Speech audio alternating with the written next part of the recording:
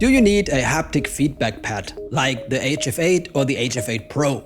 I asked myself the same question as Next Level Racing came around the corner and asked whether I'd be interested in reviewing these two pads. Obviously, I said yes. Let me answer the question straight away. Yes and no. It solely depends on the implementation and the game.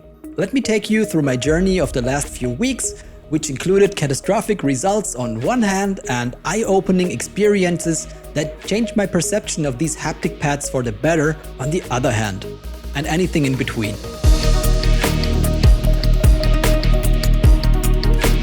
Let's take a look at the hardware first. Both pads come with 8 haptic motors, 4 in the seat and 4 in the backrest. The ones in the HF8 Pro are twice as strong and they react faster. The base version is covered in perforated synthetic leather, while the Pro uses a more breathable fabric. Also, the padding is thicker. They both give a high-quality impression, nothing wobbles, and there are no loose threads. The backside is identical on both, covered in a soft fabric, and there are a few straps to secure them to any racing seat or chair. The control unit is identical on both, soft-touch plastic with a red knob to adjust the overall intensity of the effects. You can hook it up via USB to get the full range of effects from telemetry data.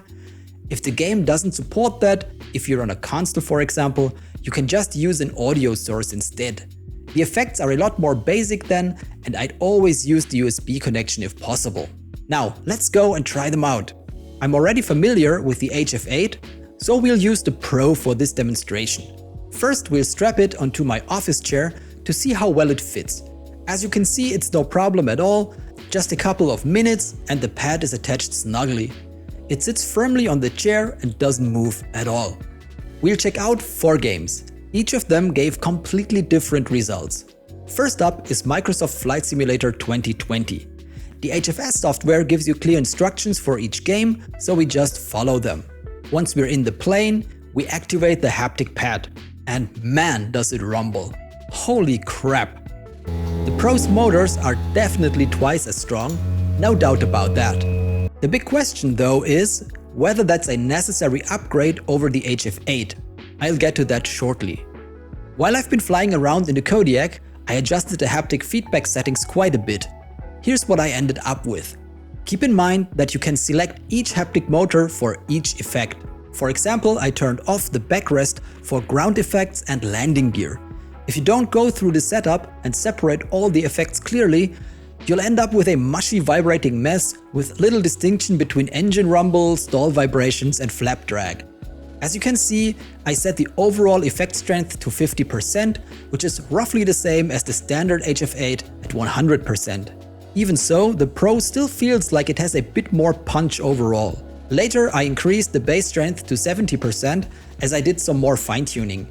Anything stronger didn't feel natural to me, and the motors get pretty loud beyond 75%. Which is kind of immersion breaking if you're not wearing headphones. Still, the haptic feedback adds a lot to the experience. FS 2020 provides great telemetry and I really started to feel the plane.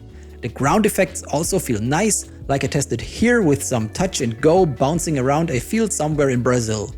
Hope no one saw it and I don't get sued for that, no cows were harmed during testing. And if you've enjoyed the video so far, it also wouldn't hurt to drop a like, I'd really appreciate it.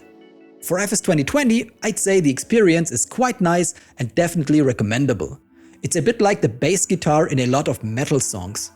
You might not always hear it clearly, but you'll immediately notice when it's missing. That's how it feels with the haptic feedback pad in FS 2020 once you get used to it. Without it, the simulator suddenly feels dead. Now let's put the pad where it really belongs, onto a sim rig. Even with the lumbar support installed, it fits nicely onto the flight seat. The only problem is that I can't make good contact with the upper motors this way. We'll remove the cushion later to see how it goes then. The next game in line is IL-2 Sturmovik and it failed miserably. The game itself isn't supported. Here's a list of all the currently supported games by the way. So I downloaded a software called SimShaker Wings, which should have bridged the connection between IL-2 telemetry and the HFS software. But no matter what I did, I couldn't get a connection established. Next Level Racing says they are working on adding support, but there's no release date yet. Well, I'd call that a total failure. IL-2 is still played by a lot of people, so native support would really be appreciated. But let's move on to the next game. Since the latest Forza Motorsport isn't supported, I installed Forza Horizon 5, which is on the supported games page. Before I started, I took out the lumbar support cushion and tilted the backrest slightly forward. This way I can also feel the two upper motors, and with the Pro's thicker padding, it's still pretty comfortable. Plus, I've got more room on the seat, so my butt doesn't go numb as quickly. Horizon 5 looks pretty ass on my machine since it didn't let me select my resolution, and I didn't care enough to search for a fix, but for testing purposes it'll do. The game also relentlessly tortures you with non-skippable logos and a seemingly endless tutorial. The nickname selection though did redeem it a bit. Würstchen, what the fuck?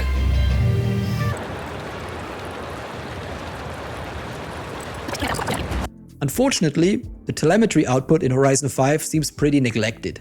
The effects are basic and mushy. I was expecting something better. No matter what I adjusted, I never found the feedback really convincing, but just okayish. So the result is more or less disappointing. But since everyone raves about haptic feedback in racing games, I dug deeply into my wallet and spent a whopping $4.99 on Assetto Corsa to see if it's any better. And holy crap, yes, it's way better. By far. And sorry if I did you racing folks dirty, I don't have a steering wheel, so I had to fall back on a controller. Here are the settings I ended up with. Just as in FS 2020, you'll also need to deactivate some of the motors for the backrest and seating area to avoid ending up with a mushy vibrating mess. But once configured, it's glorious. You can feel slight bumps and road undulations on the track, the curbs shake you up properly, a light vibration lets you know you're nearing the red line, and when you slam on the brakes, the whole car shakes. Exactly what I was hoping for. It's really great and was super easy to set up. So both thumbs up for Assetto Corsa. This is where the HF8 Pro really shines.